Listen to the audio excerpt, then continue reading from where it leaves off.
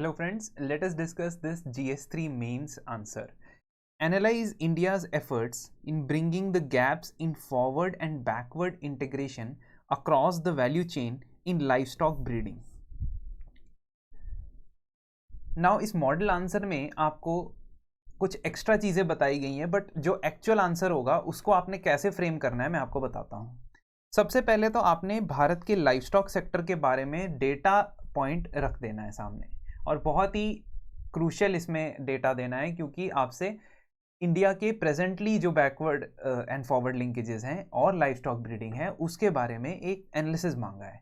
Analysis बिना data के देना अधूरा सा लगता है और यही बात है।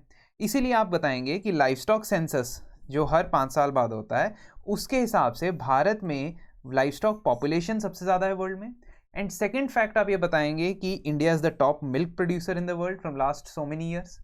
And also according to Economic Survey 2021, livestock sector's contribution to overall agriculture sector is around 30%. If you do not remember this 28.6, कोई बात नहीं, 30% के आसपास है। इतना अगर बोल देते हो तो बहुत ज़्यादा अच्छा हो जाएगा। अब इस क्वेश्चन के अंदर आपने प्रेजेंटली जो स्टेप्स लिए गए हैं वो बताने हैं इंडिया ने, लेकिन आप थोड़े से स्पेस में प्रेजेंटली जो चैलेंजेस हैं जिसकी वजह से ये स्टेप्स लिए गए हैं उनको आप पॉइंट आउट कर सकते हो। और ज़्यादा वर्ड्स आपने इसमें नहीं लगाने हैं, आप 30 से 35 वर्ड इसके अंदर लगाने की कोशिश करेंगे। तो इंट्रोडक्शन आपने दे देना है लगभग 20 वर्ड्स में, 20 से 25 वर्ड्स में, और इस वाले स्टेप में आप 30 to 35 वर्ड्स लिखेंगे तो आपके अप्रॉक्सीमेटली अभी भी 10 मार्क्स के क्वेश्चन में 100 शब्द बचेंगे, जिसमें आप 40, 40 एंड 20 ऐसे डिवाइड कर देना। तो बहुत इंपॉर्टेंट होता है कि आप वर्ड लिमिट के अंदर ही, दायरे के अंदर ही रहें। अब इसमें आप चैलेंजेस क्या क्या बता सकते हैं, डिस्कस ज़्यादा नहीं करेंगे, एक आप सर्कल बना के चैलेंजेस लिख के उसके आसपास ऐसे ऐसे सा फ्लो चार्ट भी बना सकते हो। That is your wish, how you want to do it. You can be creative in the answers. Only thing is कि एग्जामिनर को समझ आना चाहिए कि क्या लिखा है उसमें। ऐसा नहीं होना चाहिए कि आप कुछ भी लिख रहे हो छोटा छोटा इतना कि उसको लेजिबल नहीं है। अब प्रोडक्टिविटी सबसे पहले कम है क्योंकि एनुअल मिल्क यील्ड जो है वो बाकी कंट्रीज़ के मुकाबले देखें, कनाडा, न्यूजीलैंड, ऑस्ट्रेलिया, तो अबाउट 50% है annual milk productivity, despite it being the largest milk producer. तो पर कैटल जो मिल्क प्रोड्यूस हो रहा है वो कम है। दूसरा, डिजीजेस की कई प्रॉब्लम है, तो फुट एंड माउथ डिजीजेस है, इन्फ्लुएंजा डिजीज़ है, इवन ब्रूसेलोसिस है जिसके बारे में आगे हम डिस्कस करेंगे। तो ये बैक्टीरियल और वायरल डिजीजेस बहुत सारे हैं। फिर आपकी ब्रीड की क्वालिटी पुअर हो जाती है।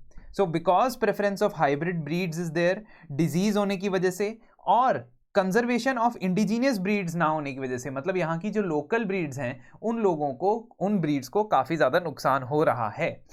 पुअर फीड क्वालिटी, क्योंकि एक्रिएज जो है, एक्रिएज मतलब कि कितने एरिया में वो क्रॉप ग्रो हो रहा है, फॉडर क्रॉप्स का कम हो रहा है काफ़ी समय से। तो इसका मतलब फॉडर के रिसोर्सेज जो हैं, जैसे अल्फा हो गया, सोरघम हो गया, ये सारे फॉडर क्रॉप्स हैं। These fodder crops are less in number और क्वालिटी भी उनकी कम है। इसकी वजह से फीड क्वालिटी कम होने की वजह से ये सारी चीज़ें आप देखने को मिल रही है।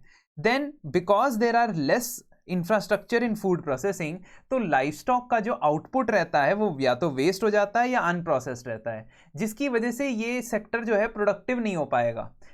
अब कई चीज़ों में हम देखते हैं, जैसे मिल्क एंड मिल्क प्रोडक्ट्स में वी आर सीइंग, बट बाकी भी प्रोडक्ट्स होते हैं एनिमल से, जैसे मीट वगैरह, तो उसके लिए भी अभी बहुत ज़्यादा स्कोप है इम्प्रूवमेंट का। Then education and training specially to the dairy farmers is very very important and that has been lacking. तो एक्सटेंशन सर्विसेज उनको प्रोवाइड करना, ये एक बहुत बड़ा लकूना या ड्रॉबैक रहा है अभी तक। मार्केटिंग ऑफ दीज प्रोडक्ट्स, तो मिल्क एंड मिल्क प्रोडक्ट्स जब इतने ज़्यादा बनते हैं, मीट के इतने प्रोडक्ट्स हैं, फिशरी के इतने सारे प्रोडक्ट्स हैं, उनकी मार्केटिंग में कमी आ रही है। इसकी वजह से वो एक्सपोर्ट पोटेंशियल वाली गेन नहीं कर पा रहे हैं। लिमिटेड क्रेडिट अवेलेबिलिटी, इंफ्रास्ट्रक्चर की कमी, जैसे कि कोल्ड स्टोरेज की कमी, ट्रांसपोर्ट जिसमें कोल्ड स्टोरेज रेफ्रिजरेटेड ट्रक्स आपको चाहिए जितने, उतने नहीं अवेलेबल होते हैं। Grading and quality testing labs, तो किसी भी चीज़ के लिए, जैसे एग्स के लिए मान लें या मिल्क के लिए मान लें, तो क्वालिटी टेस्टिंग लैब्स की थोड़ी सी कमी रहती है। ऐसा नहीं है कि कुछ भी नहीं है, बट जितना पोटेंशियल है आपके पास उससे काफ़ी कम है। तो इस वजह से आप लोगों ने ये बता देना है कि these few problems are there, और उस प्रॉब्लम्स को ठीक करने के लिए भारत ने कुछ स्टेप्स उठाए हैं। अब ये फॉरवर्ड और बैकवर्ड लिंकेजेस दोस्तों क्या होता है? फॉरवर्ड लिंकेज होता है कि जब आपका लाइवस्टॉक का प्रोडक्ट तैयार हो जाए तो उसको आगे मार्केट तक कैसे पहुंचाना है। और बैकवर्ड लिंकेजेस मतलब कि दो तरीके से आप समझ सकते हो। एक तो कि जो लाइवस्टॉक है उसके पास इनपुट सारा पहुंच रहा है, जैसे फॉडर, फीड, वाटर, उसकी उनकी जो ब्रीडिंग टेक्नोलॉजी है वो प्रॉपरली उनके पास पहुंच रही है। And then backward linkage also means कि आप कैसे कनेक्ट करते हो मार्केट्स को विद द लाइवस्टॉक। तो ये फॉरवर्ड और बैकवर्ड लिंकेजेस ये दोनों आपको मेंटेन करने पड़ेंगे, तभी आप पूरी साइकिल कंप्लीट कर सकते हो। मान लीजिए आपने मिल्क प्रोड्यूस कर लिया, लेकिन क्या आप उस मिल्क को चॉकलेट बना के या आप उस मिल्क का एक थिक शेक बना के प्रोसेस करके एक्सपोर्ट कर पा रहे हो? अगर आप वो कर पा रहे हो तो इसका मतलब आपका लाइवस्टॉक का फॉरवर्ड लिंकेज अच्छा है। और अगर आपके पास लाइवस्टॉक अवेलेबल है और उस लाइवस्टॉक के पास इनपुट्स नहीं आ पा रहे हैं, उस लाइवस्टॉक के पास फीड, फॉडर, वैक्सीनेशन ये सब नहीं आ पा रहा है, तो बैकवर्ड लिंकेजेस में प्रॉब्लम है। यही चीजें हमने यहाँ पे हाईलाइट करनी है। तो बैकवर्ड लिंकेजेस का मतलब national livestock mission government of India ने लॉन्च किया है। राष्ट्रीय Gokul mission government of India ने लॉन्च किया है।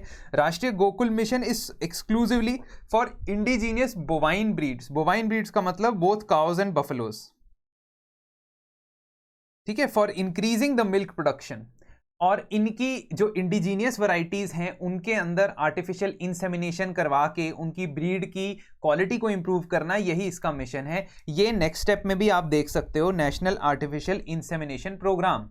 और इस प्रोग्राम की क्वालिटी से ब्रीड की क्वालिटी इंप्रूव की जाएगी। Then in 2019 there was a mission that was launched that is called national animal disease control programme, NADCP। ये बहुत ही वैलिड मिशन है बैकवर्ड लिंकेजेस के लिए। रीजन बीइंग कि इसमें आप दो डिजीजेस पे टारगेट करते हो। एक है FMD जिसको कहते हैं फुट एंड माउथ डिजीज, और दूसरा है ब्रूसेलोसिस। इसमें आपने टारगेट रखा है कि 2023-24 तक ये दोनों डिजीजेस की जो वैक्सीनेशन की परसेंटेज है कैटल में भारत में, उसको 100% कर देंगे। एंड 2030 तक we will eradicate both these diseases. तो जब आप ये प्रॉब्लम सॉल्व करने के लिए काम कर रहे हो तो इसका मतलब है कि आपने इसको एक टारगेटेड इंटरवेंशन माना है कि ये दो डिजीज प्रॉब्लमेटिक हैं, अगर ये ठीक हो जाएंगे तो आपकी प्रोडक्टिविटी भी बढ़ जाएगी और आप जो है लिंकेज को आगे तक लेके जा सकते हो। तो बैकवर्ड वाली प्रॉब्लम आपने सॉल्व कर दी। अब फॉरवर्ड लिंकेजेस यानी कि after the food has been there processed, उसको आगे कैसे लेके जाना है, वो चीजों पे भी आप फोकस करोगे। तो डेयरी प्रोसेसिंग, मीट प्रोसेसिंग, ये सब के ऊपर आप एक एग्रीकल्चर के animal husbandry infrastructure development fund बना चुके हो। So it is just like a fund that is created by the government. एक एग्रीकल्चर इंफ्रास्ट्रक्चर फंड उन्होंने बनाया था और एक animal husbandry infrastructure development fund बनाया था। इस एनिमल हस्बेंड्री फंड में से लो कॉस्ट पे सब्सिडाइज्ड लोन्स दिए जाते हैं, और वो किस लिए दिए जाते हैं? ताकि आप डेयरी प्रोसेसिंग का प्लांट लगा सको, मीट प्रोसेसिंग का प्लांट लगा सको, एनिमल फीड के प्लांट लगा सको, और ये टेक्नोलॉजी से आप इस जो बेसिक प्रोडक्ट बन रहा है लाइव स्टॉक से, जो बेसिक प्रोडक्ट आ रहा है उसको वैल्यू चेन में ऊपर लेके जाओगे। जब वैल्यू चेन में ऊपर लेके जाओगे, उसको एक्सपोर्ट के लिए बनाओगे या कंजम्पशन के लिए, दोनों पर्पस के लिए, तो आपके फार्मर की इनकम बढ़ने वाली है। डेयरी फार्मर की इनकम बढ़ाने का एक बहुत ही इंपॉर्टेंट तरीका यह है कि जो वो प्रोड्यूस बना रहा है उससे उसको बेहतर प्रोसेस करके एक हाई वैल्यू प्रोडक्ट बनाया जाए, ताकि जब उससे मार्केट वाला बंदा खरीदने आए तो उसको ज़्यादा पैसे देने पड़े, क्योंकि उसको पता है कि इस रॉ मटेरियल के बिना वो प्रोडक्ट नहीं बनेगा जिसकी बहुत ज़्यादा वैल्यू है। तो ये चीज आपने ध्यान में रख के फॉरवर्ड लिंकेजेस का पॉइंट लिखना है। आप ये भी बताएंगे कि डेयरी एंटरप्रेन्योरशिप डेवलपमेंट स्कीम ये भी लॉन्च की गई थी, और इसके लिए जो है डेयरी सेक्टर में स्पेसिफिकली डेयरी या मिल्क प्रोडक्शन के लिए सारे के सारी कैपिटल सब्सिडी प्रोवाइड की जाती है। कैपिटल सब्सिडी का मतलब जब आप बोरो करते हो पैसा, तो उसमें से कुछ पैसा तो गवर्नमेंट अपनी तरफ से ही दे देता है और कुछ पैसा लोन की फॉर्म में दिया जाता है। उन लोन की फॉर्म में दिए गए पैसे पे भी इंटरेस्ट सबवेंशन मिलता है। तो ये चीज़ें आपने ध्यान में रखनी है। नेशनल डिजिटल लाइवस्टॉक मिशन, जिसमें आप क्या करना चाहते हो, हर एक जो मवेशी है, मींस हर एक जो कैटल है उसकी डिजिटल आइडेंटिटी बनाना चाहते हो, ताकि उनकी हेल्थ और न्यूट्रिशन को मॉनिटर किया जा सके डिजिटल लेवल पे। And that is also very important because that leads to better quality and productivity. फिर एक फूड प्रोसेसिंग की मिनिस्ट्री की स्कीम है। ये तो सारी एग्रीकल्चर एंड उसके अलावा जो दूसरी मिनिस्ट्री है आपकी डेयरी एंड फिशरी मिनिस्ट्री, क्योंकि वो मिनिस्ट्री भी अलग हो गई थी फिशरीज और डेयरी की। खैर, तो ये जो है स्कीम, ये फूड प्रोसेसिंग मिनिस्ट्री की स्कीम है जिसका नाम है scheme for creation of backward and forward linkages. And ये scheme also works for meat and eggs, meat, poultry and this sector. तो इसमें भी यही चीज आप करना चाहते हो कि जो फाइनेंशियल असिस्टेंस किसके लिए प्रोवाइड की जाएगी, ताकि जो फार्म है जहाँ पे आपका, मान लो आपका पोल्ट्री फार्म है या मीट का फार्म है, वहाँ से लेके आप प्राइमरी प्रोसेसिंग सेंटर बनाओगे, फिर कलेक्शन सेंटर बनाओगे और फिर रिटेल आउटलेट बनाओगे।